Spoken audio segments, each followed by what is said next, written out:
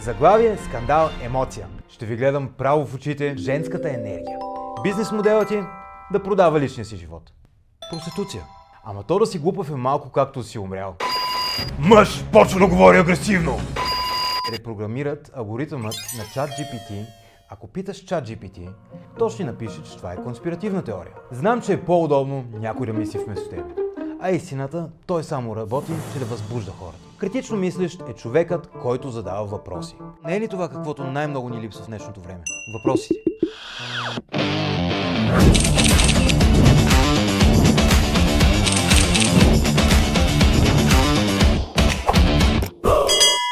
Здравейте, приятели на дъното! Аз съм Константин Игнатов и добре дошли в Контра. Днеска ще ви говоря убедително. Ще ви гледам право в очите и ще използвам уверен тон. Може би ще кажа няколко умни думи и след това ще ви задам един въпрос. Защо изобщо ми вярвате? Сериозно, защо? Защото съм пред камера, защото съм в студио, защото говоря спокойно, защото изглеждам сигурен. В какъв момент решихте, че увереността е доказателство? Живеем в свят, в който сме бомбардирани от информация. Телефонът ти звъни, нон-стоп изкачват нотификации. Някой ти обяснява как да инвестираш, друг ти обяснява как да обичаш, трети ти обяснява как да отслабнеш. Има даже хора, които ти обясняват как да бъдеш в правилната си енергия. И всичко звучи убедително. Ама убедително не значи вярно. В епизода днес няма да търсим отговори, ама ще се научим да намерим правилните въпроси. Да не вярвате лесно, включително на мен. Да започнем с нещо просто. Човек влиза в едно реалити. Иска да стане известен. Мен, ако ме питате, това е само шум, защото известен ставаш с един талант, като добавиш нещо към този свят. Ама публиката харесва момчето, той излиза и изведнъж фитнес програма. Персонализирана. Да, персонализирана. Сменят името в горния ляв ъгъл. Готово. Иначе всеки получава едно и също. Но генетиката ти не е копипейст. Метаболизмът ти не е копипейст. И целта ти и тя не е копипейст. Едно е да искаш да отслабнеш, друго да качиш мускул, трето да се възстановиш след травма. Има хора, които качват за седмица, други качват за година. Има хора, които трябва да ядат повече, други по-малко. Мисля, че ме разбирате. Но все пак програмата е една и съща. Защо? Защото бизнесът тук не е твой резултат, бизнесът е популярността. Ти не купуваш знание, ти купуваш телевизионно лице. И накрая се чудиш, защо единственото, което отслабва, е портфела ти. Да поговорим за женската енергия. Много модерно и много нашумяло. Всяка жена си има своя енергия. Една се чувства най-силна в семейството, друга в кариерата, трета в спорта, четвърта в книгите, а петата в изкуството. Няма универсален модел. Но излиза една мадама, била е специална фризьор, гримьор, да ви говори за красивата жена. Но веднага виждате, че 5 операции в лицето, изкуствени зъби и ви казва: жената трябва да е така. Трябва. Кой го реши това? Някой, който ви продава курс. Някой, който ви обяснява, че независимостта значи да намерите мъж, който ви плаща. Това е жена, която застава пред вас и ви говори за успех, за развитие, за стандарти, за високата стойност. Същата тази жена има запор за 6-цифрена сума и няма и 30 години. Човек в такова прекрасно финансово положение иска, значи, вас да ви учи как да сте успешни. Бизнес моделът ти да продава личния си живот, да продава любов, да продава присъствие, да продава една илюзия. За мен това има проста дефиниция. Когато монетаризираш интимност и зависиш от това, това не е успех. Това е зависимост с маркетинг или, грубо казано, проституция. И въпреки това, тя застава пред вас като супергерой. Да, супергерой си, човекът овца. Суперсилата е, че сама не осъзнава колко е глупаво. Ама то да си глупав е малко както си умрял. Ти нищо не чувстваш, ама за другите е тегаво. И страшното е колко млади момичета го гледат това и си мислят: така изглежда любовта, така изглежда успехът. Не! Успехът не зависи от нечий портфел. Успехът не е да ти купат стандарта. Успехът е да можеш да си тръгнеш, когато поискаш. И да ви кажа, защото този тип жена няма стойност, но има цена. Момичета, това не е независимост. Това е договор и този договор може винаги да бъде прекратен от плащача. Истинската независимост идва от това да можеш да стоиш на собствените си крака. Да можеш да си тръгнеш, ако нещо не е наред. да не търпиш насилие, да не търпиш унижение, да не търпиш празнота, да не си вещ. Ако зависиш финансово от някого, ти не си свободен. И знаете ли какво е най-голямата ирония на цялото? Че за всички тези мъдри мисли, тази жена накрая ви кара още да плащате пари. Забелязали ли сте друго? Как ние реагираме на новини? Заглавие, скандал, емоция.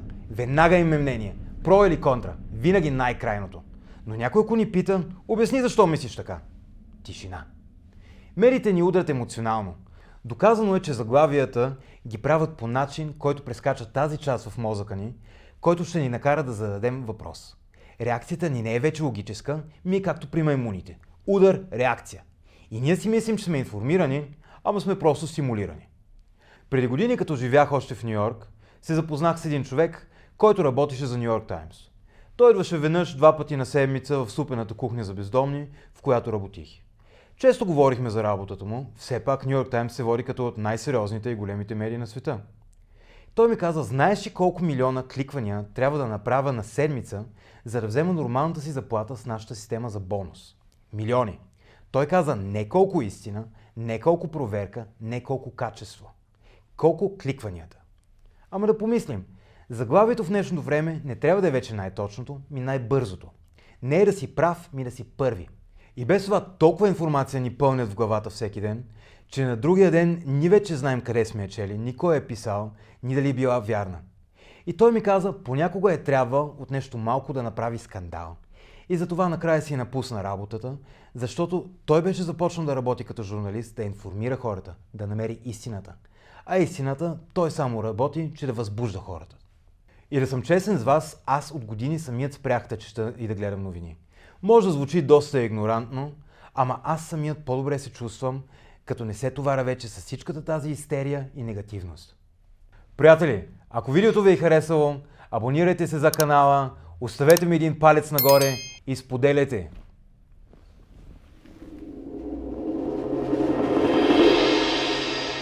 Натиснете и хайп бутона да вдигнем видеото в алгоритъма и коментирайте отдолу. Един от вашите коментари ще спечели моята книга "Дъното". В днешно време много се говори за това, кой е интелигентен, кой е образован, кой е информиран. Само че тези хубави думички не значат едно и също. Информиран е човек, който има данни. Чете новини, слуша подкасти, знае какво се случва. Интелигентен е човек, който може да свържи тези данни. Който вижда причината и следствието. Който разбира контекста. А образован е човекът, който положи системно усилие да учи. Години дисциплина, теория, практика, структура. Но критично мислещ, това е нещо съвсем друго. Критично мислещ е човекът, който задава въпроси. На другите, на себе си. Който не приема информацията само защото е популярна. Не вярва на нещо само защото го казва човек с микрофон. Не скача за или против, без да може да обясни защо. Това значи да спреш, да се усъмниш, да провериш, да потърсиш и друга гледна точка. И най-важното, да сложиш всичко под въпрос. Защото не е ли това каквото най-много ни липсва в днешното време? Въпросите. В последното време често срещам един тип клипчета в Инстаграм. Мъж почва да говори агресивно, перка ръце, все едно какви пълни глупости говори, отзад обава някаква драматична музика. И ще звучи ли по-прав или просто по-убедително? Преди да вкарат еврото, правителството прати експерти по телевизията. Хубаво костюмче, голяма титла в името, мъдри думи, които над 80% на зрителите не разбират. И накрая казва ли истината или иска да ви убеди да вярвате каквото правителството иска да вярвате? Все пак те му плаща да ви убеди, нали? Тук пита ли някой истината ли е това, каквото разказва, или просто защото е доктор не знам си кой и човекът е по телевизията? Как да ви излъже? Четох наскоро нещо за това как алгоритмите могат да бъдат насочвани. Как израелското правителство са платили стотици милиони на OpenAI да репрограмират алгоритъмът на ChatGPT, за да дава повече про-израелски отговори. Чесвам го това в няколко различни източници, ама интересното е сега. Ако питаш ChatGPT за тази работа, то ще напише, че това е конспиративна теория. Добре, да кажем, че е конспиративна теория. Ама да останем с логиката. Всеки алгоритъм е направен от човек, а човек има интереси. Ако мислите, че интернет и изкуственият интелект е неутрален, значи не разбирате как работи. Колкото по-любопитни сте, толкова по-трудно ще ви манипулират. Колкото повече се образовате, толкова по-трудно ще ви продават глупости. Курсове! И колко повече мислите, толкова по-малко ще ви трябват идоли.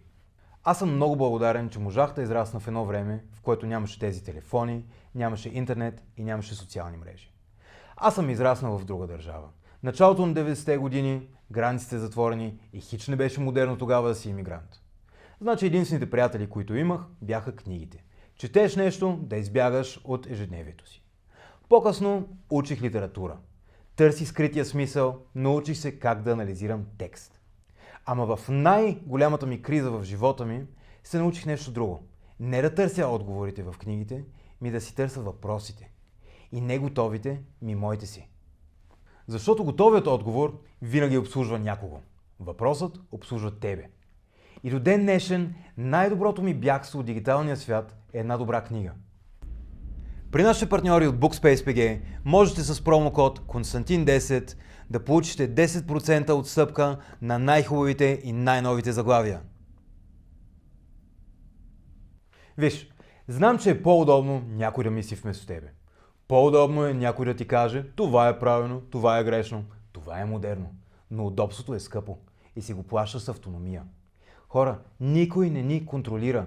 Ние доброволно се отказваме от мисленето си. И после се чудим защо нямаме посока. После се чудим защо се чувстваме малки. Се чудим защо все някой друг ни определя стойността.